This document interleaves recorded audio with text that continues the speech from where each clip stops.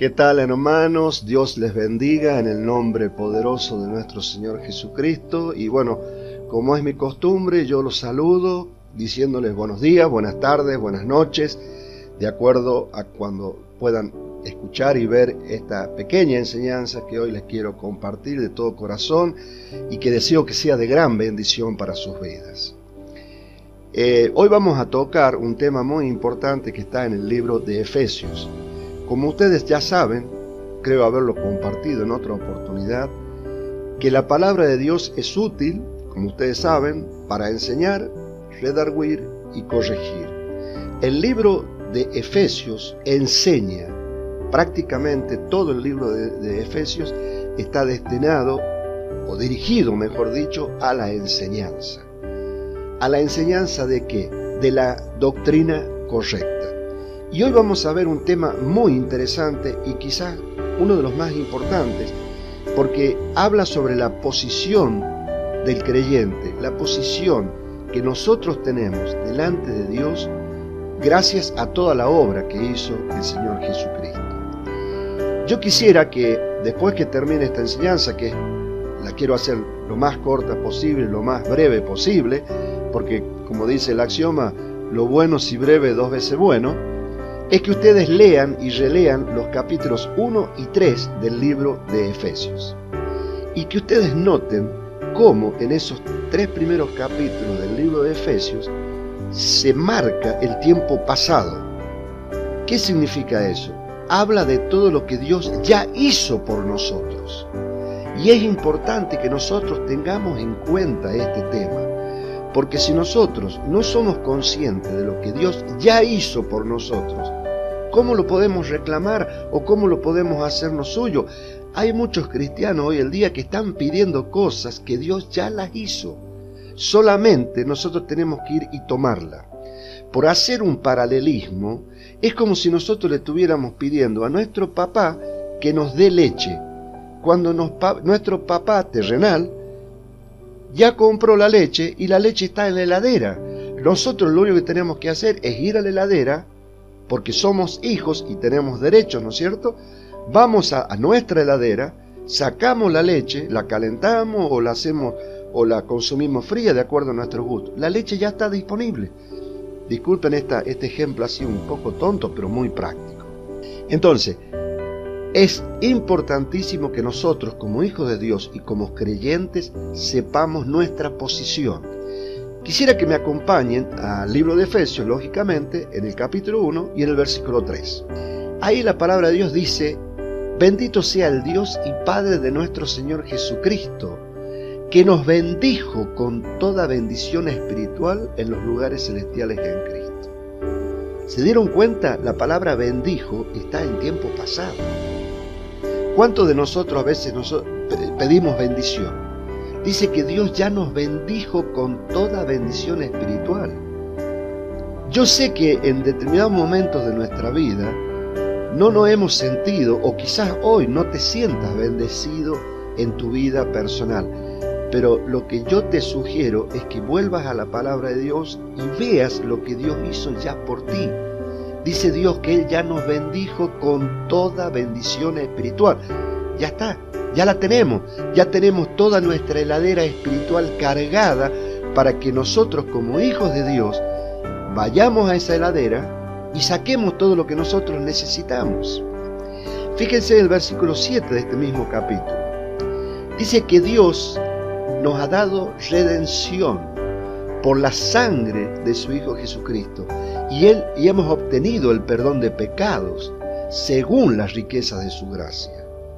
Lo leo textualmente. En quien, dice, tenemos redención por su sangre, el perdón de pecados según las riquezas de su gracia. ¿Yo tengo que trabajar para obtener redención? No, porque eso es algo que Dios ya me dio por la obra de Jesucristo. No es algo que yo me tenga que ganar. Jesucristo la ganó por mí. Y yo, como creyente, y tú como creyente, desde el momento en que vos creíste y confesaste Romanos 10, que dice que si confesares con tu boca que Jesús es el Señor y creyeres en su corazón que Dios lo levantó de los muertos, sos salvo, serás salvo. Ya tenemos esa redención. ¿Se dan cuenta? Fíjense en este mismo capítulo, pero el versículo 18 y 19. Dice así la palabra de Dios: alumbrando los ojos de vuestro entendimiento, para que sepáis cuál es la esperanza a que Él os ha llamado, y cuáles las riquezas de la gloria de su herencia en los santos, y cuál la supereminente grandeza de su poder para con nosotros, los que creemos, según la operación del poder de su fuerza. ¿Se han dado cuenta del poder que nosotros tenemos?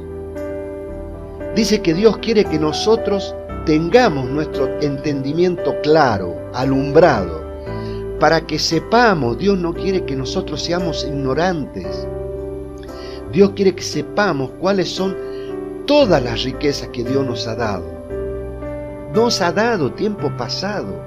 Y cuál es la supereminente grandeza de su poder. No solamente que estamos hablando que Dios nos ha dado poder, sino que es eminentemente grandioso ese poder.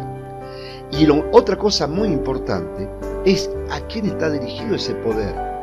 A nosotros, los que creemos. Ese poder no está disponible para los incrédulos. El poder que Dios usó para resucitar a Jesucristo, por dar un ejemplo, un paralelismo, ese mismo poder tenemos nosotros dentro nuestro, porque dentro nuestro está Cristo, la esperanza de gloria, como dice la palabra. Acompáñenme por favor al libro de Efesios, capítulo 2, versículo 6. Dice la palabra de Dios que juntamente con Él nos resucitó y asimismo nos hizo sentar en los lugares celestiales con Cristo Jesús. ¿Se dan cuenta de esas palabras?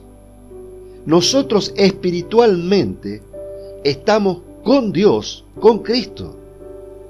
Ahora, por hacer otra comparación interesante, cuando nosotros tenemos problemas, esos problemas nos parecen gigantes, ¿no es cierto? Es como cuando nosotros nos acercamos a una montaña y vemos que es inmensa. Ahora, esa misma montaña, vista desde un avión, simplemente se ve como una lomita. Fíjense la importancia que tiene esto. Cuando nosotros miramos las cosas como Dios las ve, nosotros estamos sentados con Cristo en los lugares celestiales. Dios nos dio esa capacidad, esa habilidad para que todo problema, todo obstáculo que tenemos en nuestra vida, en nuestra familia, con nuestros hijos, los miremos con los ojos de Dios desde arriba, viendo que ese problema es insignificante al lado o comparándolo, con el poder que Dios nos dio. Fíjense en el en el versículo 8 y hasta el versículo 10. Porque por gracia sois salvos por medio de la fe, y esto no de vosotros, pues es don de Dios. Es don de Dios. Dios nos lo regaló. Somos salvos por gracia. Fíjense el versículo 9. No por obras, para que nadie se gloríe, porque somos hechura suya, creados en Cristo Jesús para buenas obras, las cuales Dios preparó de antemano para que anduviésemos en ella. Fíjense el amor de Dios. Dios nos rescató, Dios nos regaló vida eterna, Dios nos salvó dándonos el perdón de pecados, Dios nos dio poder, Dios preparó obras de antemano. Las obras están ahí listas para que nosotros caminemos sobre ellas, pero para eso tenemos que reconocer nuestra posición como hijos de Dios, como creyentes, como personas que hemos renacido del Espíritu de Dios. Y somos salvos por gracia. Y fíjense una cosa maravillosa. En el versículo 10 dice, porque somos hechura suya. ¿Sabe cuál es la traducción literal de hechura suya? Obra maestra. Somos la obra maestra de Dios. No hay nada más perfecto de lo que Dios hizo dentro nuestro.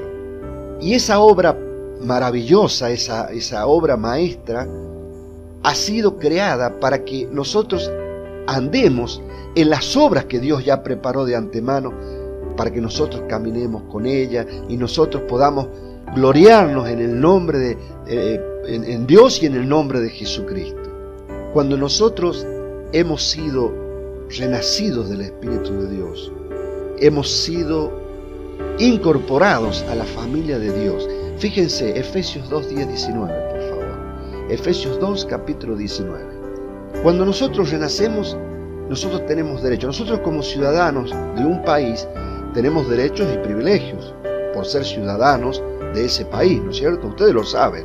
Ahora, ¿y de los derechos y privilegios como ciudadanos del reino de Dios? ¿Alguna vez los reclamaste? ¿Alguna vez dijiste, yo soy un hijo de Dios? Tengo derechos, tengo privilegios. En el nombre de Jesucristo voy a derribar esa montaña, ese obstáculo, esa pared que se está oponiendo a mi andar cristiano. Somos más que vencedores por medio de aquel que nos amó, dice la palabra de Dios.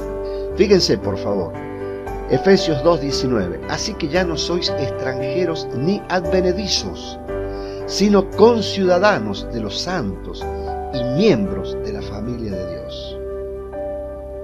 En abundancia de derechos, de privilegios, pero para obtenerlos tenemos que reclamarlos. Tenemos una heladera repleta de todas las cosas que nosotros necesitamos para vivir dignamente en este mundo. Solo tenemos que tener el conocimiento e ir a esa heladera, abrirla y con todo el derecho de hijo que somos, sacar lo que necesitamos. Dios es un Dios de abundancia, no es un Dios de pobreza. Dios es un Dios de abundancia y Él nos ha dado abundantemente y nos promete que nos va a suplir en todo. Fíjense, por favor, Hebreos, capítulo 13, versículo 5. Sean vuestras costumbres sin avaricia, contentos con lo que tenéis ahora, porque Él, Dios, dijo, no te desampararé ni te dejaré. ¿Estás pasando un momento difícil en tu vida? Simplemente reclama tus derechos como hijo. Simplemente dile, Padre, yo soy tu hijo. Yo he confesado con mi boca que Jesús es el Señor y yo tengo derechos como hijo y tengo privilegios.